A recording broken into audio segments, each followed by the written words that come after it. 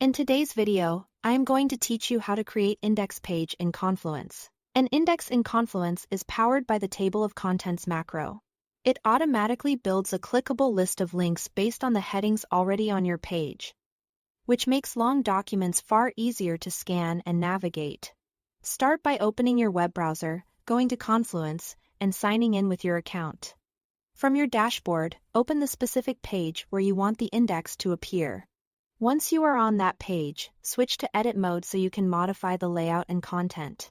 In the editor, place your cursor where you want to begin, then type a /. This opens the macro search. Begin typing table of contents, and select the table of contents macro from the list. As soon as you insert it, Confluence scans the existing headings on your page, things like H1, H2, and H3, and prepares a clickable index based on that structure. You'll see a preview so you know what it will look like. If your page is already organized with clear headings, you'll get an immediate, tidy outline. If you are still shaping the page, don't worry. The macro updates as you refine your headings. Next, drag or move the macro block to a suitable location.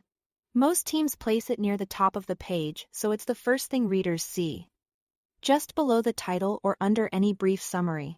Positioning it early helps readers jump to the right section right away. With the macro selected, look at the Edit panel to customize how your index appears.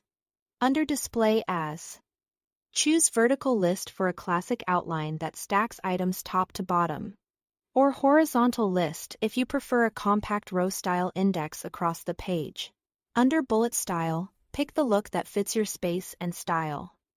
Mixed uses numbers and bullets to reflect heading levels, while bullet, circle, or number give you consistent markers. You can also control which heading levels are included. Use the Include Levels From and To fields to fine-tune how deep the index goes, for example. Show only top-level sections, or include subheadings for more detail. When you are happy with the placement and settings, click Publish or Update to save your changes. After the page refreshes, your index goes live, and readers can click any entry to jump directly to that heading. Adding a table of contents index keeps large Confluence pages clean, structured, and easy to navigate, helping readers find answers faster and cutting down on endless scrolling. That's all to it. Thanks for watching.